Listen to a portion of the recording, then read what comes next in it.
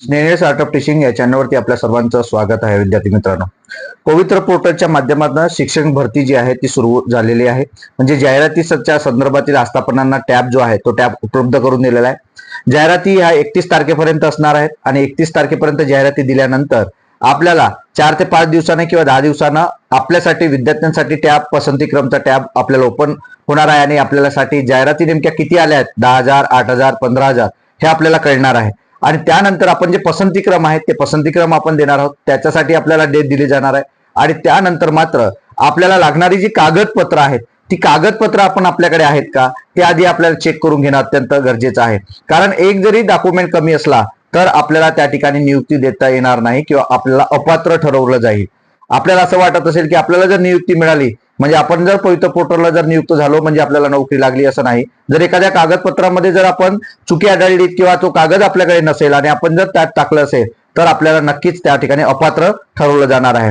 तर या संदर्भातील हा अपडेट आहे, व्हिडिओ आहे, ही संपूर्ण माहिती आपण या ठिकाणी दिलेली आहे की नेमकी कागदपत्र आपल्याकडे कोणती असायला पाहिजे. तर व्हिडिओ स्किप करू नका. आपण जर माझ्या चॅनलला पहिल्यांदा आले असाल तर माझ्या चॅनलला सबस्क्राईब करा, जेणेकरून येणारं कोणतंही जे अपडेट असेल शिक्षक भरतीच्या संदर्भात ते आपल्याला आपल्या या चॅनलवरती मिळत राहील. तर आपल्याला लक्षात घ्यायचं आहे पहिलं जे डॉक्युमेंट आहे तर पहिलं कागदपत्र कोणतं आहे. पहिलं कागदपत्र आहे की सेल्फ सर्टिफाईड जो काही आपण काढलेला कागद आहे म्हणजे आपण स्वप्रमाणित केलेलं जे कागद आहे ते स्वप्रमाणित काय तर आपण जी माहिती भरलेली आहे ती सर्व माहिती आपण स्वतः भरलेली आहे, आपणच त्याच्यावरती सर्टिफाय करून ती प्रिंट आउट काढून ठेवलेली आहे. मग यामध्ये भरलेली जी माहिती आहे ती संपूर्ण माहिती ही 1 to 1 चेक केलं जातं. जी काही आस्थापना आपल्याला सिलेक्ट करते त्या आस्थापनामध्ये जाऊन आपण ती 1 to 1 डॉक्युमेंट आपण ती आहेत का ते आपण त्या ठिकाणी म्हणजे ते डिपार्टमेंट ते चेक करतं. जर ती डॉक्युमेंट जर 1 to 1 आपण चेक करत असताना जर ते बरोबर नसलं तर नक्कीच आपल्याला अपात्र सुद्धा व्हावं लागतं, हे सुद्धा लक्षात घेणं गरजेचं आहे. म्हणजे पहिलं डॉक्युमेंट कोणतं आहे तर सेल्फ सर्टिफाईड कॉपी आपल्याकडे असणं अपेक्षित आहे. सेकंड जे आहे तर आपला जन्माचा पुरावा. जन्माचा पुरावा मग आपल्याकडे काय असतं तर जन्माचा पुरावा म्हणजे आपल्याकडे बर्थ सर्टिफिकेट आपल्याकडे असते. त्यानंतर ते जर तुमच्याकडे नसेल तर तुमच्याकडे 10वीचा जो डिप्लोमा आहे ज्यावरती तुमचे डेट ऑफ बर्थ काय आहे नमूद आहे म्हणजे 10वीचे सर्टिफिकेट तुमच्याकडे असते, 10वीचं प्रमाणपत्र आपल्याकडे असते. तर ते प्रमाणपत्र जर तुमच्याकडे असेल तर ते किंवा तुमच्याकडे असणारी टीसी मग ते कोणत्याही वर्गाची चालेल म्हणजे ओरिजिनल गरजेचे आहेत. कोणते 4थीची टीसी तुम्हाला चालेल, 7वीची टीसी, 10वीची टीसी, ग्रॅज्युएशन टीसी तुमच्याकडे असेल तर नक्कीच तुम्हाला ते डेट ऑफ म्हणजे जन्माचा पुरावा सुद्धा त्या ठिकाणी असणार आहे. तर अशा पद्धतीने हा दुसरं डॉक्युमेंट झालं. तिसरं डॉक्युमेंट आहे रहिवासी. तुम्ही रहिवासी म्हणजे गावचे रहिवासी का नाही तर तुम्ही महाराष्ट्राचे रहिवासी आहात का यासाठी डोमेसाईल सर्टिफिकेट आपल्या सर्वांकडे असणार आहेत. त्यामुळे डोमेसाईल सर्टिफिकेट असणं अपेक्षित आहे. दुसरी एक बाब अशी की कोल्हापूर सांगलीच्या बाउंड्रीवर म्हणजे कर्नाटकाच्या बाउंड्रीवर असणारे किंवा वेगवेगळ्या जिल्ह्यांच्या इतर राज्यांच्या बाउंड्रीवर असणारी जी काही गावं आहेत ते 865 गावं, या 865 गावांचं त्यांचं स्वतःचं जे काही रहिवासी दाखल्याचे सर्टिफिकेट आहे ते सर्टिफिकेट त्यांच्याकडे असणं अपेक्षित असणार आहे. हे झालं आपलं महत्वाचं डॉक्युमेंट्स. यानंतर तुमच्या शिक्षण क्वालिफिकेशन, तुमचं शिक्षण किती झालेलं आहे. मग शिक्षण पहिलं शिक्षण येतं आपलं 10वीचं सर्टिफिकेट म्हणजे 10वी तुम्ही झालात तर 10वीचं गुणपत्रक आणि 10वीचं प्रमाणपत्र हे दोन्ही आपल्याला असणं गरजेचं आहे, दोन्ही आपल्याकडे असणं गरजेचं आहे. नंतर 12वीचं गुणपत्रक आणि 12वीचं प्रमाणपत्र सुद्धा म्हणजे डिप्लोमा आणि तुमची मार्कशीट हे दोन्ही 10वी आणि 12वीचं असणं गरजेचं आहे.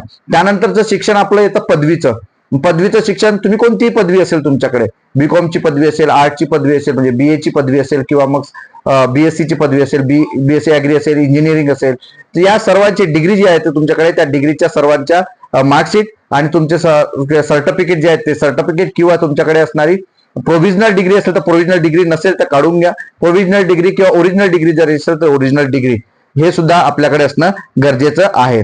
गुणपत्रक सुद्धा असणं गरजेचं आहे. नंतर पदव्युत्तर शिक्षक. तुम्ही जर पदव्युत्तर शिक्षक जर घेतले असेल, एखादं पीजी जर तुमचं झालं असेल, बीए वाल्या विद्यार्थ्यांनी एमए केलं असेल किंवा बीएससी वाल्या विद्यार्थ्यांनी एमएससी केलं असेल किंवा एमए जरी केलं असेल, अशा विविध जे काही डिग्री आपल्या झालेल्या असतील पदव्युत्तर पदवी त्याचे सुद्धा गुणपत्रक आणि त्याची सुद्धा डिग्री तुमच्याकडे असणं गरजेचं असणार आहे. जे तुम्ही त्या फॉर्म भरत असताना किंवा रजिस्ट्रेशन करत असताना तुम्ही ती सर्व माहिती टाकलेली आहे. हे झालं तुमचं क्वालिफिकेशन म्हणजे शिक्षण. आता आपण दुसरे जे डॉक्युमेंट्स आहेत अजून कोणते तर व्यावसायिक शिक्षण. तुम्ही जे काही प्रोफेशनल एज्युकेशन तुम्ही घेतलेलं असेल तर मग ते प्रोफेशनल एज्युकेशन मध्ये काय तर व्यावसायिक जे काही डिग्री घेतली असेल, तुम्ही डीएड घेतलं असेल तर डीएडची मार्कशीट आणि डीएडचं प्रमाणपत्र हे दोन्ही गरजेचं आहे. नंतर तुम्ही बीएड केलं असेल तर बीएडची मार्कशीट, बीएडची डिग्री किंवा जे काही तुमच्याकडे प्रमाणपत्र असेल तर ते, जे बीपीएड केले असतील विद्यार्थी, एमएड केले असतील विद्यार्थी, या सर्वांचे पीजीच्या डिग्री जर केले असेल क्वालिफिकेशन मध्ये, तर हे सर्व कागदपत्र तुमच्याकडे दोन्ही असणं गरजेचे असणार आहे. नंतर जे बीपीएड केले असतील तर ते बीपीएड सुद्धा, क्राफ्ट डीएड केले असेल तर क्राफ्ट डीएड तुमच्याकडे असणं गरजेचं आहे. एटीडी केले असेल art teacher diploma, art teacher diploma सुद्धा तुमच्याकडे असणं गरजेचे आहे. अशा पद्धतीनं तुम्ही जे काही क्वालिफिकेशन घेतलेलं आहे, कोणते व्यावसायिक प्रोफेशनल क्वालिफिकेशन, ती याची कागदपत्र तुमच्याकडे गुणपत्रक आणि प्रमाणपत्र असणं अपेक्षित असणार आहे. हे झालं तुमचं क्वालिफिकेशन कोणतं, तर प्रोफेशनल. आता आपण आरक्षित घटकामधून आपण वळत असेल तर आपल्याला जातीचा पुरावा आपल्याकडे पाहिजे, म्हणजे कास्ट सर्टिफिकेट आपल्याकडे अपेक्षित आहे. कास्ट सर्टिफिकेट आपण त्या ठिकाणी टाकलेलं आहे, म्हणजे कास्टचा आपल्याला रिझर्वेशनचा आपण फायदा घेतोय, म्हणजे कास्ट मधून आपण काय केलेलं आहे, फॉर्म भरलेला आहे. तर कास्ट सर्टिफिकेट आपल्याकडे असणं गरजेचं आहे. नंतर जात वैधता प्रमाणपत्र, ज्या कॅटेगरीसाठी जात वैधता प्रमाणपत्र मेंडेटरी आहे अशा सर्व प्रवर्गाकरता जात वैधता प्रमाणपत्र म्हणजे कास्ट व्हॅलिडिटी त्याच्याकडे असणं अपेक्षित आहे. तर कास्ट व्हॅलिडिटी सुद्धा आपल्याकडे ओरिजिनल असणं गरजेचं आहे. नंतर आणि ते ओरिजिनल, पोचपावतीवरती ते प्रवेश देत नाही. जर तुम्हाला जर वेळ लागत असेल तर तुम्ही तसं परिपत्रक किंवा पत्र तुम्ही त्या जात पडताळणी समितीकडे आणणं अपेक्षित आहे. त्यामुळं ते एक तुम्हाला अत्यंत महत्वाचा कागद आहे.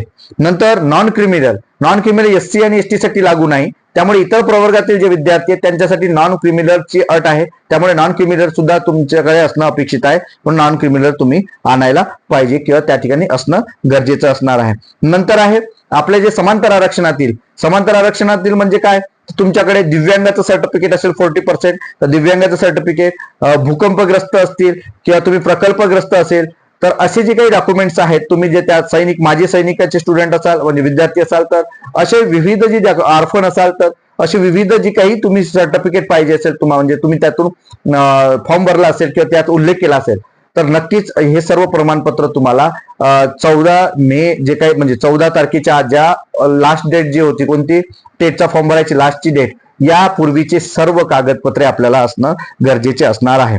नंतर या पुढची ही जर एक संपूर्ण कागदपत्र, मग या पुढची प्रक्रिया काय असणार आहे, तर पुढची प्रक्रिया असते आपली की तुम्हाला एखाद्या आस्थापनामध्ये त्या ठिकाणी डॉक्युमेंट व्हेरिफिकेशन झालं, त्यानंतर तुम्हाला कॅरेक्टर सर्टिफिकेट तुम्हाला पाहिजे असते, तुमच्या चारित्र्याचा दाखला तुम्हाला पाहिजे असते, जे पोलीस स्टेशन मधनं आपल्याला व्हेरीफाय करावं लागतं. नंतर तुम्ही ज्या ठिकाणी आस्थापनाला जॉईन होतात तिथून तुम्हाला मेडिकल सर्टिफिकेट मागितलं जातं. त्यामुळे मेडिकल सर्टिफिकेट जे काही कोणतेही शासकीय रुग्णालय आहे, म्हणजे कोणतं उपजिल्हा रुग्णालय किंवा जिल्हा रुग्णालय असते, सिव्हिल सर्जनचं सर्टिफिकेट आपल्याला या ठिकाणी पाहिजे असते.